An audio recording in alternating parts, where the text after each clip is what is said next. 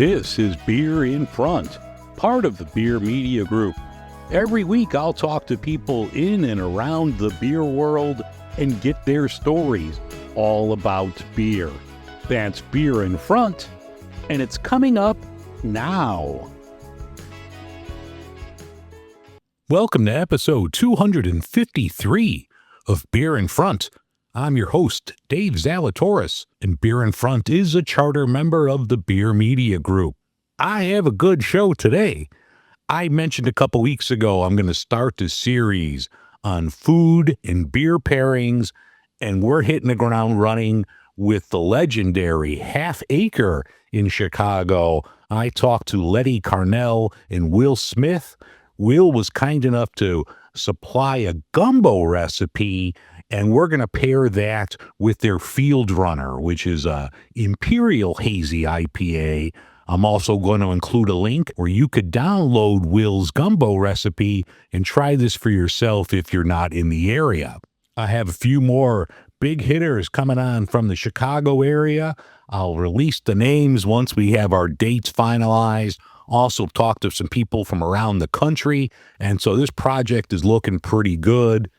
I can't wait till you hear this and you hear the rest of them, so it should be a lot of fun. Listen to this episode and stay tuned for the rest. Do I sound perkier than normal during this intro? So, after 50-some years of snoring and having lousy sleep, the doctor says, dude, you got sleep apnea. You need the CPAP machine. So last week, I picked it up. I get the Let me just say this right now. Somebody missed an opportunity. If you're making a CPAP mask and you don't have it look like Bane from Batman, you've done a disservice. I would wear this Bane mask I would just wear it to work if I could. But no, this is clear. And last night, I slept like a champion. I've never had such good sleep. So if you snore, you toss and turn, maybe look into that. One last little personal tidbit before we start the beer show. There is nothing that will get the blood pressure up of a Chicagoan more than hearing, oh, you have to go to Elston Avenue to renew your driver's license. You can't just walk in anymore. You have to make an appointment. You have to wake up at 6:30 in the morning to go to their website and make an appointment. So I get up today from my wonderful sleep. I have to go online. They have an appointment at 10:50 this morning. So I'm like, all right, that's fine. So I get in the shower, get ready, head over there at 10:50. I'm there for almost 2 hours with an appointment. Don't get me started. But the only reason I had to do this is because I'm due for my vision exam. Now, I get my eyes checked every year. The last year was like the first in years that my prescription did not change, but my eyesight as we get older gets worse as years go on. I do the eye test there. They tell me, oh, your vision is perfect. You don't need corrective lenses anymore. I'm thinking, dude, I do. I couldn't see you across the desk if I didn't have my glasses on. And then when they go to issue me the new temporary card and the regular one will get in the mail, the woman was so proud of me. Wow, you don't need corrective lenses anymore. Your vision has gotten better. I don't know who runs the eye tests over at the DMV, but maybe somebody ought to check them for past 420 residuals because something's not right there.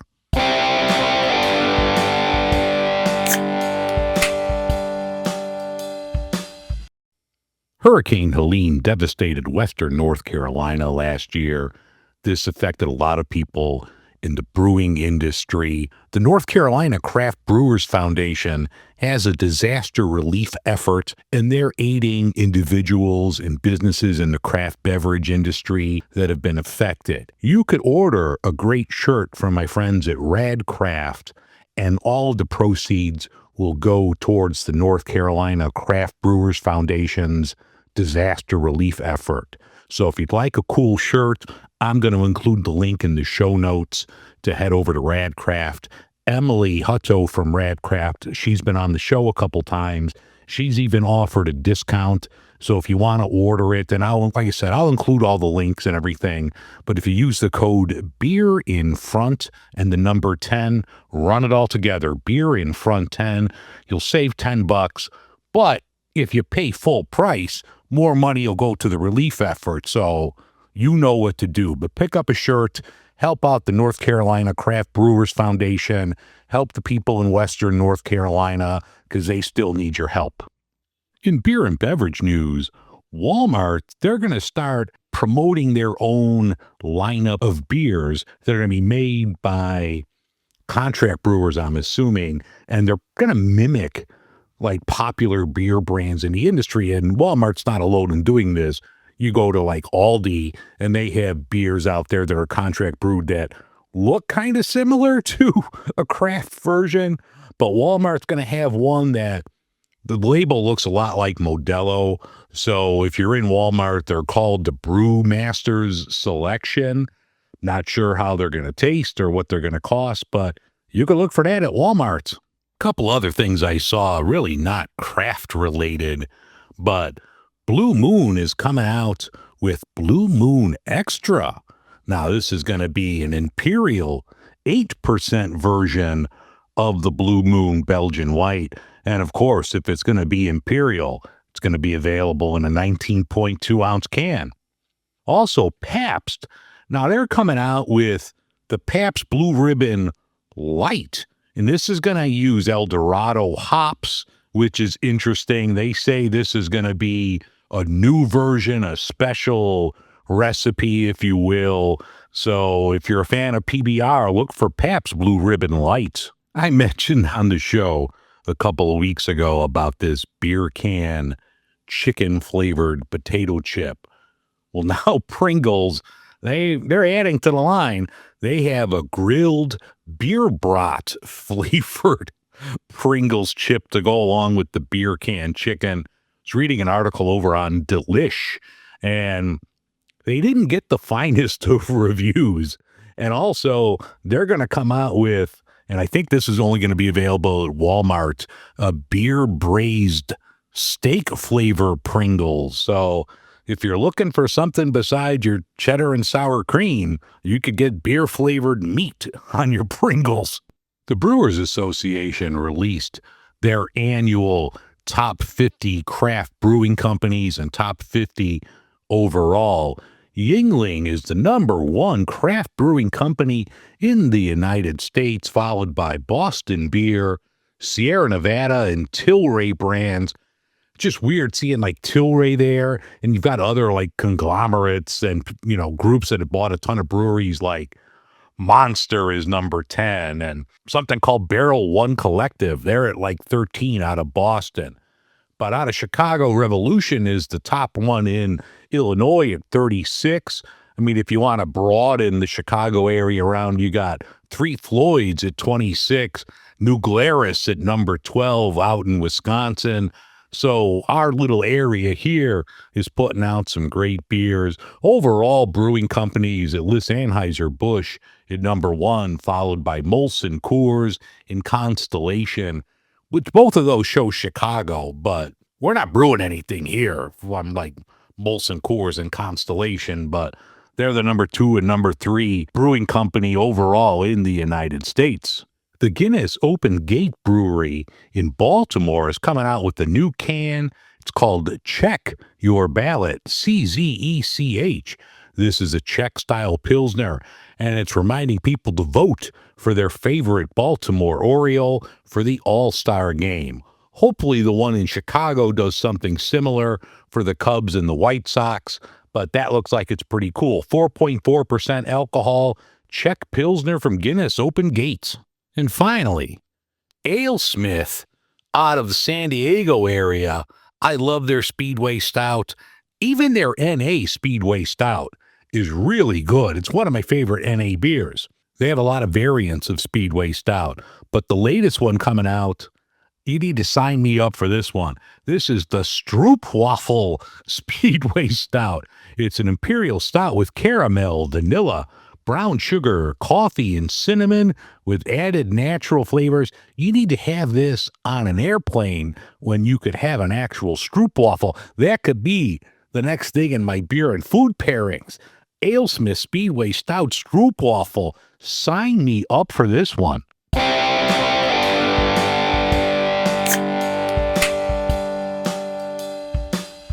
Let me start by saying that this is all bullshit. The most important thing when it comes to food and beer is your palate.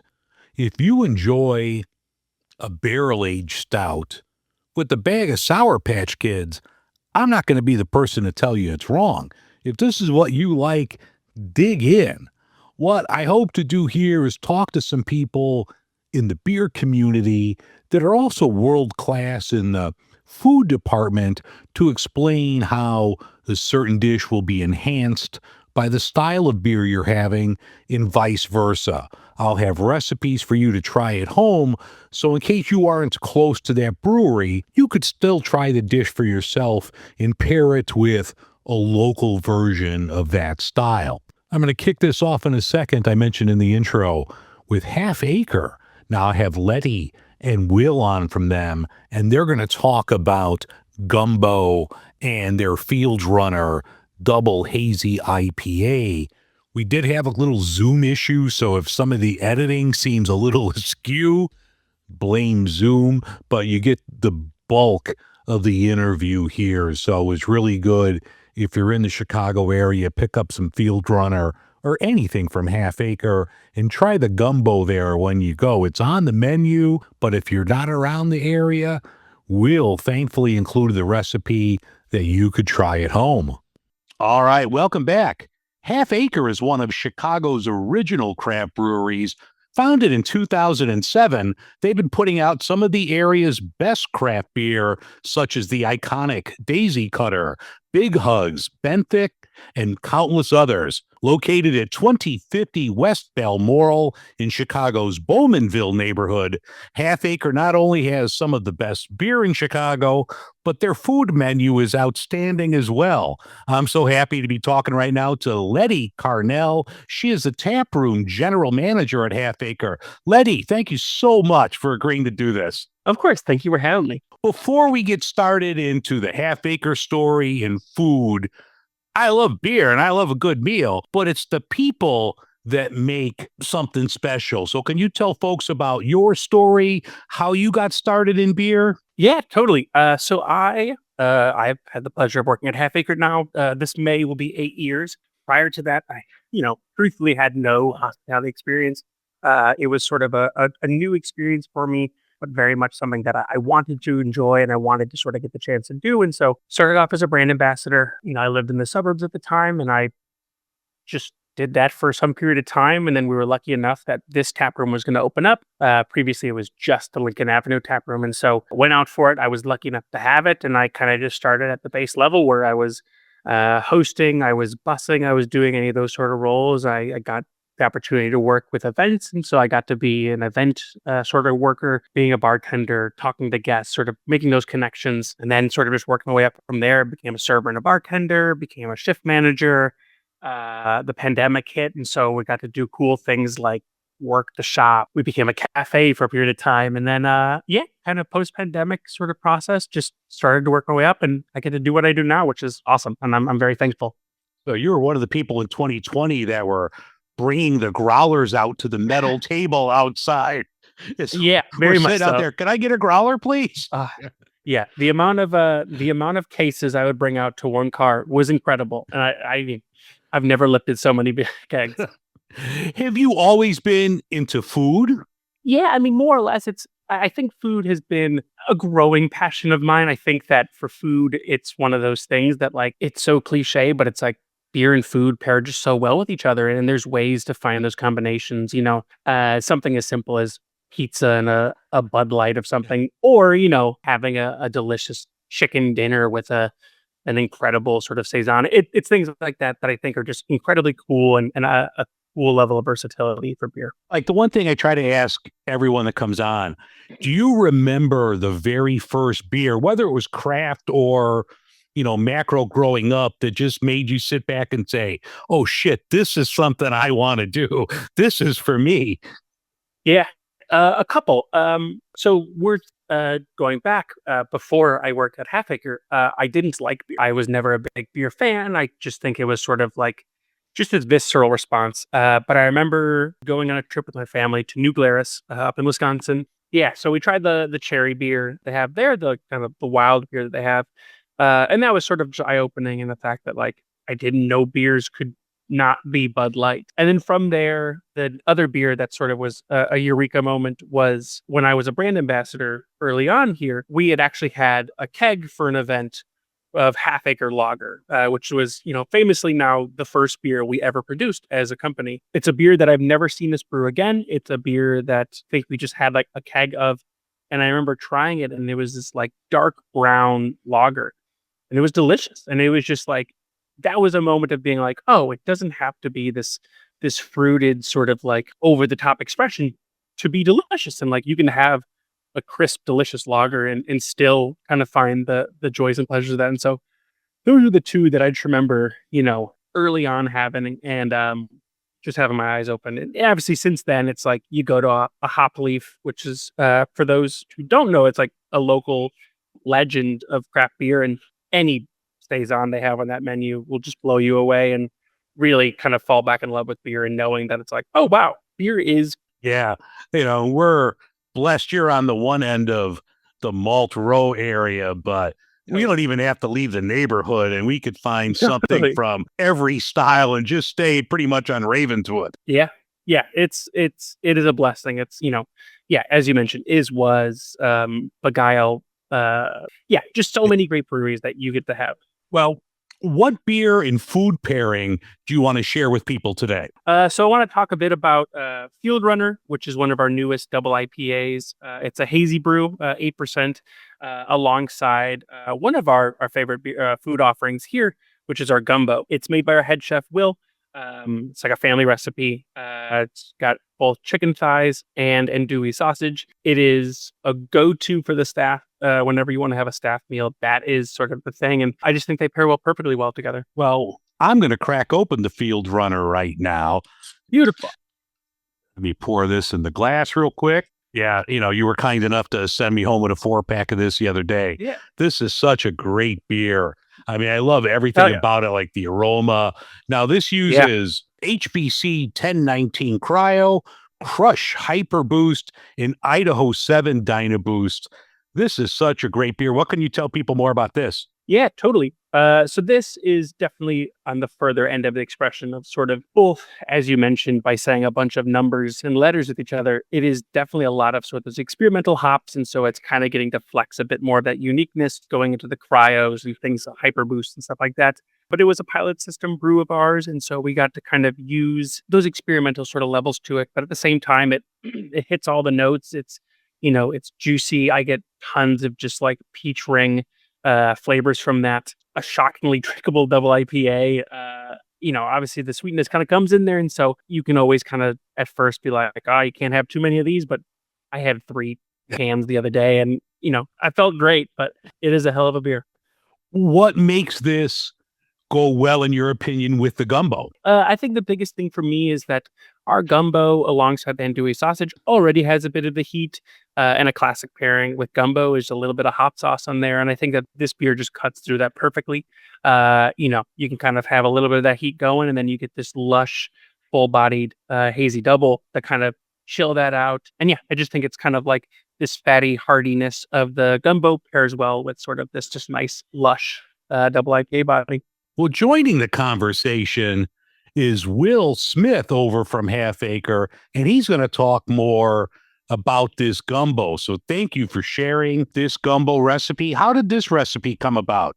Yeah, thank you for having me. So it is kind of like an old family recipe that, I've just kind of tweaked and messed around with over the years. It's a little bit spicier, a little bit more savory than what I remember as a kid. And so it just comes from a family tradition. I mean, gumbo to me is almost kind of like a meatloaf or a chili. You could ask 100 people, how do you make this? You're going to get 100 different answers, but they're all right. So, you know, is gumbo, my impression, it's always been like an all day ordeal. Is this really time and labor intensive? Can be. For me, it takes probably about 2 hours. The longest part is letting it roll, which is just like slow boiling it so the oil comes to the top. And then you need to let it sit for about another hour. So all the oil, once you turn the heat off, comes to the top and then you skim it. That's probably the most late or time consuming thing is actually not being around and just letting it do its thing. Yeah, it's almost, like making a pot of, marinara or some kind of sauce. I mean, that's an all day thing, but it's definitely Yeah. worth it. Yes. The most time consuming part would be babysitting the roux, which you have to because if you scorch it, you've ruined it and you have to start all over again. So, in your opinion, what makes the gumbo a great fit for the field runner? It brings in a nice bit of spice that the sweet balances out with, and it's a rich, deep thing that it counters and balances the flavor profiles of that beer. Now, this is going out all over, and I'm sure there's people that are going to listen that aren't in the distribution area of Half Acre. And don't be writing me for me mailing you this shit.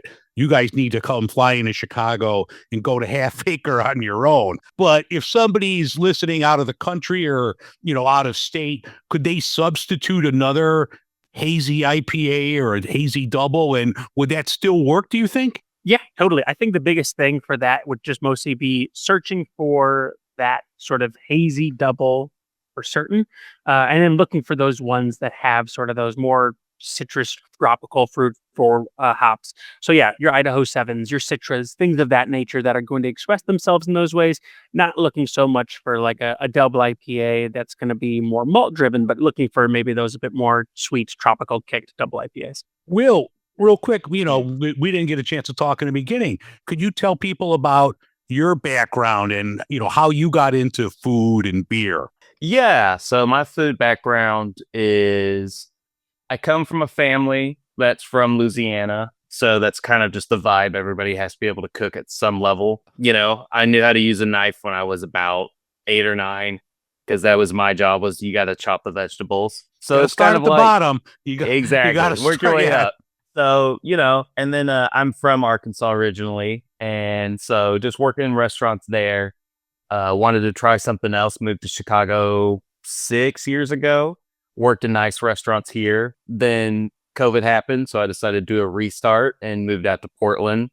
So did that restaurants over there for a couple years and then came back to Chicago. So you're loving life here in Chicago. Yeah, I could tell when you first Yeah. came on, I'm like, that isn't the Chicago accent I'm hearing. No. Mm-mm. Well, I mean, this is for both of you. I mean, the food menu there, from looking at it, it's more than your typical bar food. And not that there's anything wrong with bar food. Give me a good burger and a beer, any day. But you have such a wide variety of things that are on the food menu. Can you tell people more about what they can expect when they come into Half Acre to eat? Yeah, for me, I want the menu to be approachable. So for me, it's a lot of bar food that's just, a little bit nicer than your average bar food. And then I like to always have a good variety. So that's why I have quite a few vegetarian options, a handful of vegan options. Like I want it to be accessible to everybody. And so with also doing that, there's a very big emphasis on being aware of allergies and stuff like that. And I just want it to be accessible to everybody at a certain point. Yeah, the only other thing I was going to say is that like we try and while we do like to go with seasonal, we also try and make sure that there's a consistency to it. So, we rotate through our salads basically 4 times a year, but doing so is always making sure we have some sort of leafy green salad. And so we went from our winter salad, which was much more sort of those bitter chicory root sort of style things. And now we're going to move into our spring salad that has a lot more that sort of light and refreshing sort of kicks to it. So yeah, always trying to use some fresh and delicious new products while at the same time not just completely doing a 180 with our menu and being like, you don't recognize a single thing. It's like we got some consistency in some, beloved share. Well, I'm going to assume now, I'm not always the sharpest tool in the shed, but I'm going to assume the Lettie melt is your concoction. Mostly, yeah. It was so Will was one of the chefs at the time, and all I did was pester them nonstop about patty melts. We had a burger, and I was just like, man, patty melts are so good. I was on like a big Culver's kick where I was just like going there all the time, and they got a great patty melt, and I just bugged and bugged and bugged, and eventually there was a new menu coming around the corner, and they were just like, "Yeah, here you go. It's your name now. So if it's bad, it's on you." And yeah, it's delicious, and it's kind of seen some evolutions over the time. We've added a delicious like $1,000 dressing. Um, it's so good. I mean, Yeah. I'm not gonna say I have it every single day, but I do quite enjoy it. You can't go wrong with the good patty melt. That's right. My mother Exactly. lives in Elmwood Park. So when I go visit her, there's a good bakery there that has phenomenal rye bread. So I'm always like, Oh, oh, I nice. need to grab a loaf of this, at least to make a patty melt at home or a good grilled cheese, Yeah. because nothing like a good rye bread. Yeah, and that's what's so nice too. It's just like we have such great products that we get to work with, just either from providers or even just being made in house. And so that is such a great way. Like sandwiches are just such a perfect delivery to be like, look at all these great products we can have and kind of make one delicious sandwich. One thing I didn't notice, but I know when you first opened up the Balmoral location, I think for a time, didn't you have breads for people to buy on their own? Do you still do that? Not currently. It was definitely something that we did at the time. The space was very different, but yeah, we had a bread breaker at the time, and so it's definitely not something that I'll never say we'll never do again. But again, much like beer itself, the space goes through evolutions, and kind of our offerings change there too. Well, you could have the best recipe that's out there, but it takes a talented group of individuals to bring that recipe to life time and time again. The staff at Half Acre, just for my eyes, have always been above and beyond, top notch. I mean, both of you must feel fortunate knowing that your ideas are in good hands. No doubt. I mean, as mentioned, like I've been here for 8 years, and I've gotten to work with some incredible people, both as like my managers and just as like team members. Some of my best friends in my life are people that I worked with, and so we're very lucky as a company to have such an amazing name. So therefore, you have some incredible people that want to work here. And Well, uh, Will, I'll let you answer that question too about, having and being in good hands with the staff that you have there, especially, a lot of these recipes are yours. So you don't have to worry about it knowing that the staff there is going to knock this out of the park day after day. Yeah, I'm very fortunate having a very committed team who push me, I push them, in good ways. And, they hit it out of the park every single day. For, if we hit 99% of happy customers, and I'm happy with that because, 1%, sometimes it's not for everybody what we're making, and that's okay. Yeah, exactly. Well, if you're in Chicago, you know all about Half Acre. You got to check them out. 2050 West Balmoral. Phenomenal place. The weather's getting warm, so we could open up and head outside soon. Don't just take it from me. They've won GABF awards, countless FOBAB awards. So you definitely have to check out Half Acre. If you're not in the area, fly in. Don't be that person. Just fly in and go see them. There's a ton of breweries around there, but make Half Acre one of your first stops.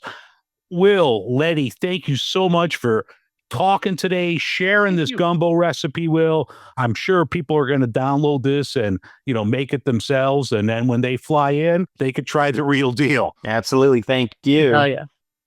Awesome. Thank you, Dave.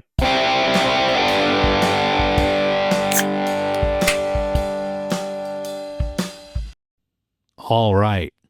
I'm hungry right now after hearing that recipe, but I wanted to have the beer on the show to give you a little more in-depth coverage on the beer. So I'm having right now Field Runner from Half Acre.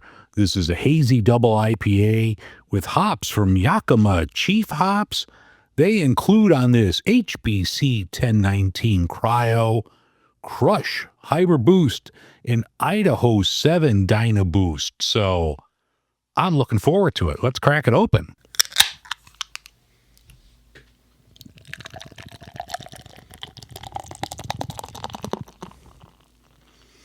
Pours really nice.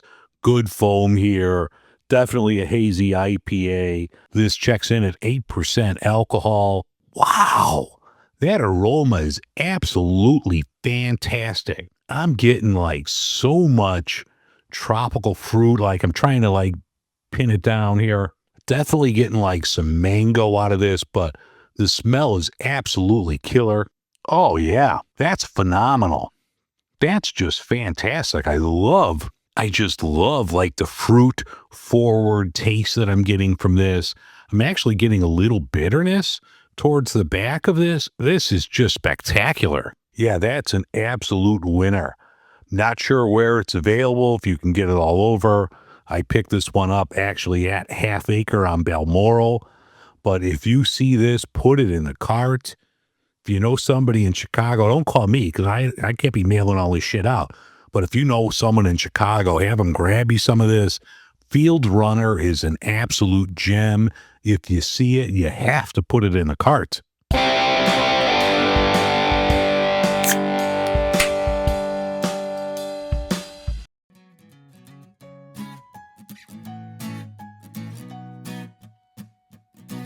All right, that's going to wrap things up for this edition of Beer in Front. I thank you very much for listening. Once again, I want to thank Lettie Carnell and Will Smith over at Half Acre for talking about Gumbo and Field Runner. Once again, I'm going to include the link so you could download that Gumbo recipe for yourself. If you'd like to support the show, head over to patreon.com/beerinfront for more information. Have a great week, everyone. Next week, I'm going to have on Ray Stout from the Illinois Craft Brewers Guild, and we're going to talk all about Illinois Craft Beer Week. Have a great week, and remember, sometimes the beer in front of you is the best one yet.